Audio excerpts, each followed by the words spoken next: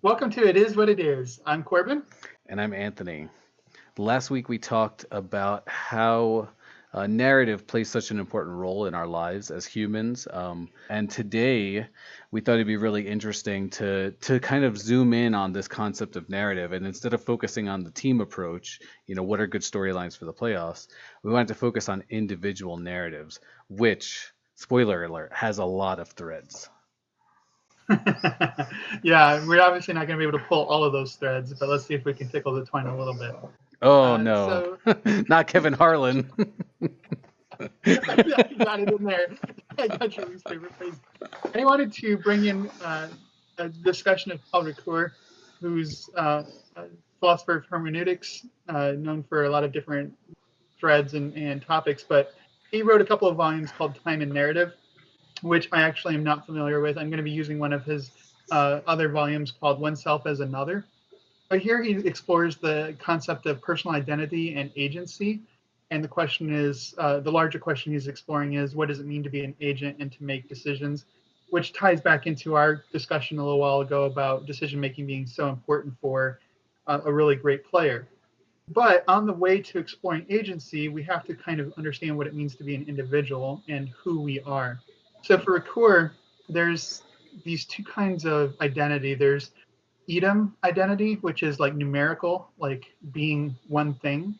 And then there's ipse identity, which is like quality, like what is it that makes you who you are? What is essential about you, or what are your characteristics that kind of persist over time?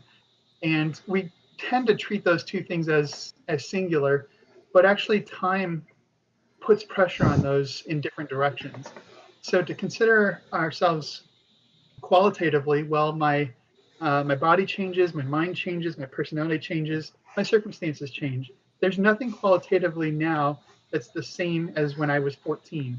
And so, what does it mean for me to be the same person when almost everything about me is different? And numerically, then, what is it that we're tracking over time in order to call it one? It seems like there's a whole lot of different things that we could separate out and call one. What is it that gives it a numerical unity? What is it that we're tracking? So one thing that he argues is that an agent is its history, but history there has a lot of emphasis on the story part of it. Our history isn't just everything in the world that has occurred prior to this moment, but it's how I'm engaged in those things that have occurred and what I take from it. And so narrative plays a big part because we filter out of all of the things that have happened to those things that are relevant to me being who I am. And one thing that Ricoeur points out is that a narrative is in between a description and a prescription. And what he means by that is we're not just listing all of the facts about what you as an individual has done up to this moment, but also we're developing kind of normative descriptions and expectations. You're the kind of person who's honest and therefore will act truthfully in the future. So that's predictive. And prescriptive is your kind of values will tell you, dictate how you're going to act in certain circumstances. So a narrative isn't just a descriptive story. It's not a fairy tale. It actually gives us some guidance and perspective on how to be who you are as well. I like what you said about prescriptive and descriptive, because like it reminded me in my line of work in science communication. One of the hardest things that scientists have to get over is this idea that they have to tell all the facts. While it's important to convey truth and reality, at the same time, not all of those facts are relevant to the needs of who you're talking to, your audience, the needs of your audience. When you set up like, in a narrative structure, you're trying to identify the norms, you kind of have to maintain that narrative structure because otherwise you're just muddying the story with other information that doesn't convey the important part of the story. In reality, what you're trying to do is reconstruct your understanding of it. And the reason why I say that part is because while you were talking about narrative and who you are at different points of time, a large part of your personality is what you've learned and what you understand at each point in time. And so, Mm. like, naturally, you're going to learn more. And so, of course, you're a different person later because now you have more information than you did before. And that information affects who you are and how you operate in the world. And so, from an individual narrative perspective, it's not really like you're telling one story about one person. You can kind of look at it as like there's many stories about many people who have the same identity. One of the biggest criticisms leveled at narrative identity theorists is that, well, if we're just the story that we tell ourselves, I can tell any story I want to tell, and that's who I am. So I can do some heinous acts and then tell a redemption story, and all of a sudden I'm now a good person, and that you can't judge me for that. That was a different version of me. I'm not that person anymore, and so it's hard to hold anybody accountable for their actions. And it seems arbitrary. We never know what we're going to expect to get because a person can change their identity at any moment. But Ricoeur pushes back against this kind of simplistic notion of narrative as self-telling by pointing out that our narratives aren't completely under our control. It's not just the stories that we tell ourselves and that we understand about our world. It's also the stories that are told about us and to us. So, as a child, I'm informed by my parents what traits they think I excel at or what areas I need to improve in. And those become self-conceptions. I think, I'm good at math or I'm bad at sports, and that affects the decisions I make. We hear, judgments about public figures, and suddenly the line between their celebrity persona and their personality seems to blur. We also have to recognize that nobody's in full control of their own narrative. Nobody can define for themselves and reject that other narrative, but they also don't have to fully accept and embrace it either. It's kind of a back and forth. So I do have some say. If people try to cast me in a certain light, I can respond to that and try to live out a different narrative, show them that narrative is false. Similarly, if I try to cast myself in a certain light, others can point out episodes from my past that take away from that narrative and maybe put it into question and make it more complex. So I think this is going to fit into our discussion about basketball players and their public personas.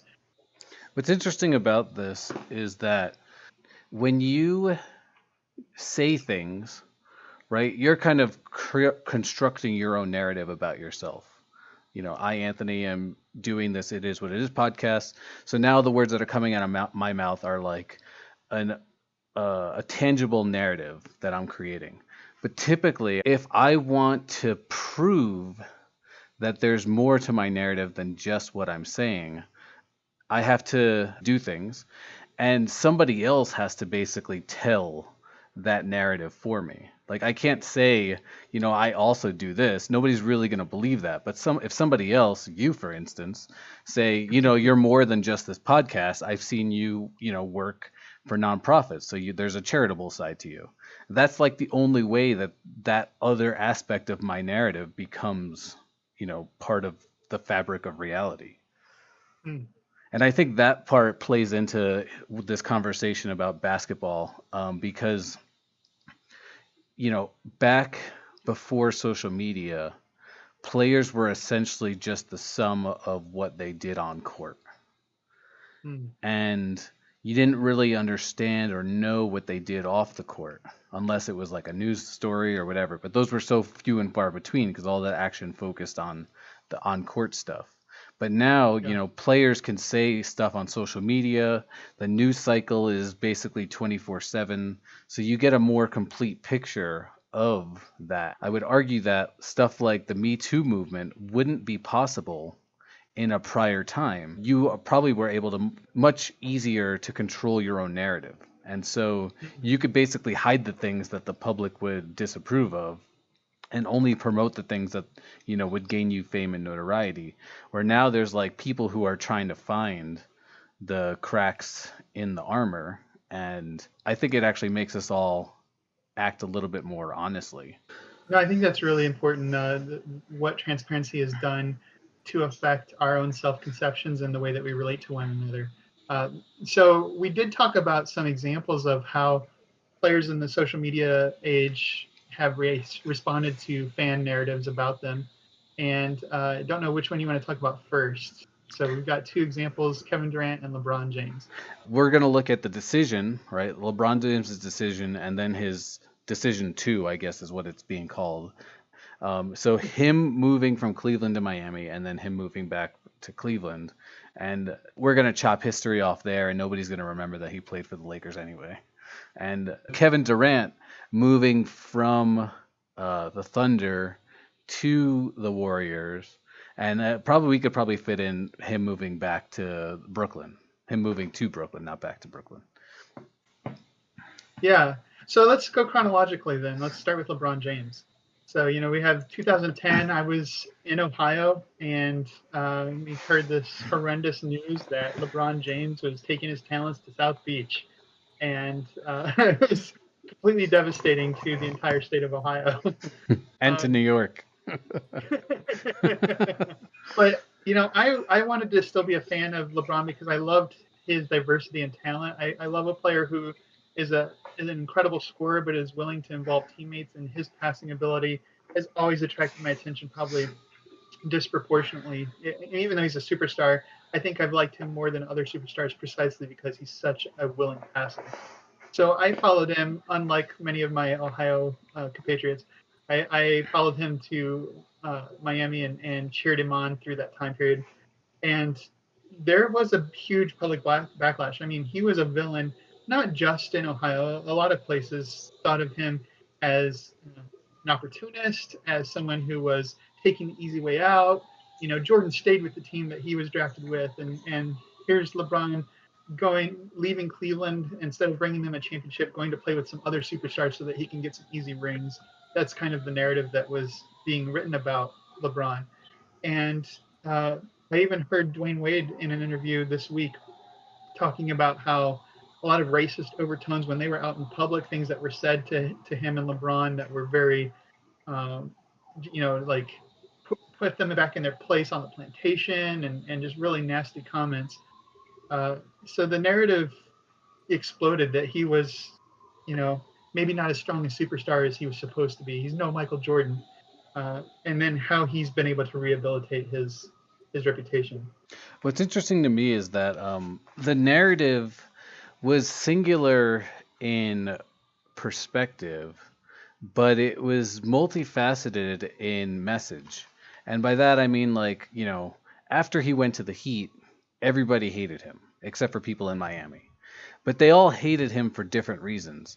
The people from Ohio and the national media were saying those things that you just said, that he, was taking the easy way out, that he couldn't do it without his friends, blah, blah, blah. The people who wanted him to join their teams, I'm talking about the Bulls and the Knicks specifically, those teams were also trying to form super teams of their own. And so that message that was coming out of Ohio in the national media would have been the same no matter which team he joined. But, if he had gone to Chicago or New York, the message that was coming out would have been a little different. It would have been something along the lines of like, yeah, he's taking the easy way out, but he's trying to build something for himself. Whereas, because Dwayne Wade was already with the Heat, and probably because Bosh had announced that he was going to Miami just a few days before LeBron did, it made it seem like he was joining those guys, even though one or two of those guys were going to have to join him in any of those other places anyway. But the most interesting thing to me was that LeBron never really said anything about himself during this time. He did, he kind of explained his rationale while making the decision, and then he explained certain facets of it, throughout his years with the Heat, but he didn't really ever make a bigger deal than it was being made in the media. He wasn't like spending all his time focusing on this narrative. I think he understood that his accomplishments and his actions would speak for themselves after the fact, which is, I'm just putting this together right now, but that's exactly what I said like 5 minutes ago.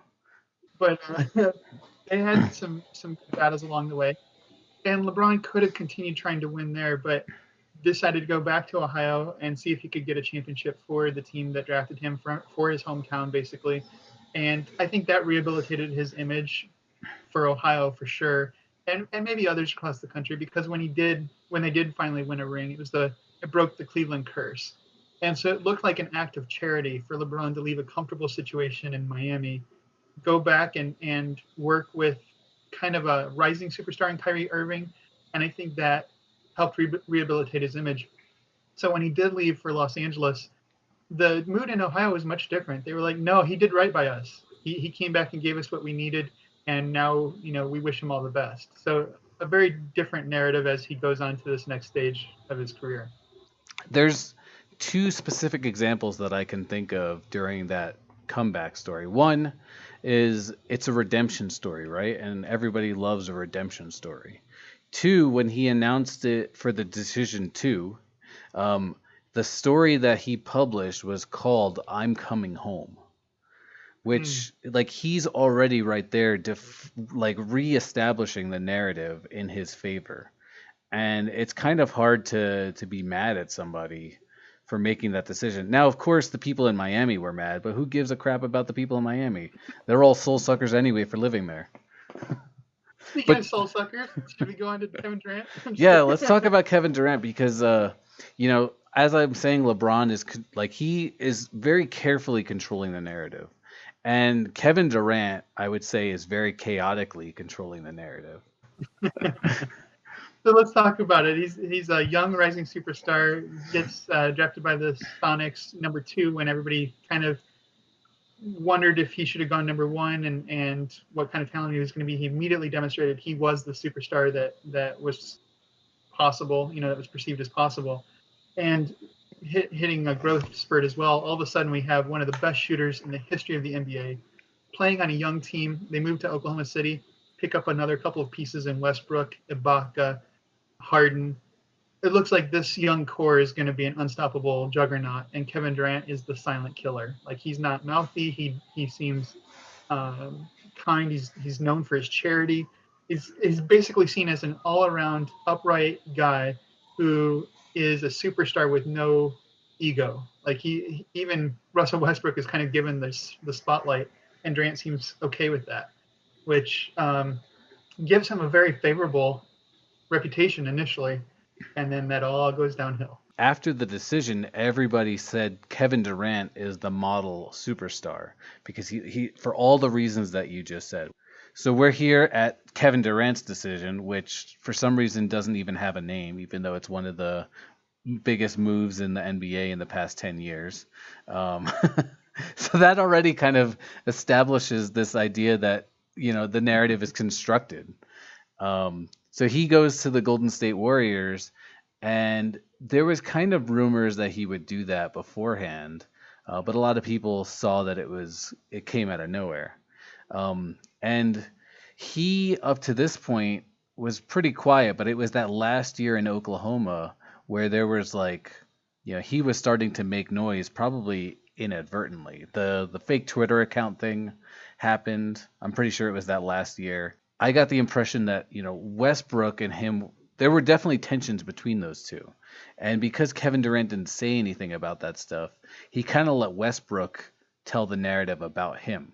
And maybe the fake Twitter account thing was a response to that, him trying to control the narrative without being at the center of the narrative. He goes to Golden State, and he has this, they have this carefree attitude there, but he's becoming a bigger mouthpiece and essentially creating his own drama, which culminates in that very final year, last year, with the Warriors. And instead of just shutting the rumors down at the beginning of the season, when LeBron made the decision, he said at the beginning of the year, I'm not going to talk about free agency. This is about this team right now for the rest of the year. We're not going to talk about free agency until free agency. And Durant never said anything to that effect. And I guess in that action, right, he's allowing this narrative to be created, but he's also playing into that narrative. Even though there was no name for the decision, the term that kind of stuck out in the media was weak. Stephen A. Smith kept calling it a weak move, and I think that got repeated over and over and over again. And it has to rub Kevin Durant raw. He's making the decision on a bunch of factors. One of it was he thought it would be fun to play in Golden State, where it was no longer fun in Oklahoma City. He could win championships, but also he was kind of promised that he was going to be the guy, and that was unclear in Oklahoma City. It seemed like Westbrook was at most willing to co-chair that, not willing to acknowledge Durant's supremacy. And so there's some things that make me sympathetic to his decision, but it was the way that he responded to the negative reports, right? So he got, hassled after making that decision. He got hassled all through the summer, all through the preseason training, and all that kind of stuff. But the first thing we hear when the season starts up is him backlash, his backlash against reporters. He's sick and tired of it. He's like, "Are we talking about this again? There's no beef. What are you talking about?" And he's got a really prickly attitude and just really sullen. And he starts to become more vocal, something he was never in Oklahoma City. He was always a very quiet player, and all of a sudden he's making the news all the time, and it's always negative. And that for me is what soured me, not the actual decision itself, but that the criticism was enough to get under his skin that all of a sudden his personality seemed to change, or at least his public persona was much more protective. He wanted to be seen as the good guy and really couldn't handle any kind of criticism. I think that right there gets at it, right? When you're going through life, to yourself, you're obviously the protagonist of your own narrative. And he cared so much, and maybe LeBron does too, but you don't get that sense. So maybe Durant cared so much about him being perceived as the good guy that he seemingly went out of his way to get other people to see it that way. And like every Marvel story that comes out, everybody who does that ends up being the villain, right? They're the ones who are like, I got to control the narrative about this. I'm going to make the world see things the way I see them. And that right there makes you the villain. There's a good Spider-Man Far From Home pitch if I've ever heard one. There's a couple of examples there of how other narrative and self-narrative are intertwined. And so our picture of Kevin Durant and his picture of who he is not something that's fully in his control, and it's not fully dictated by society. And I just want everybody to keep in mind at your funeral, the narrative that you've constructed is not the one that's going to be told. My stepmom died almost exactly a year ago. And, at her funeral, people are telling these stories of her that one, either I had never heard before, or two, were perceptions that I didn't either see or I didn't have that perception of within myself. And so there's all these not necessarily competing narratives, but you realize that a person is more than what they're telling about themselves or what one person sees about them. And so no matter how much you fight for whatever narrative that you're trying to construct about yourself, those stories won't be told later, and you just have to accept it, right? It is what it is.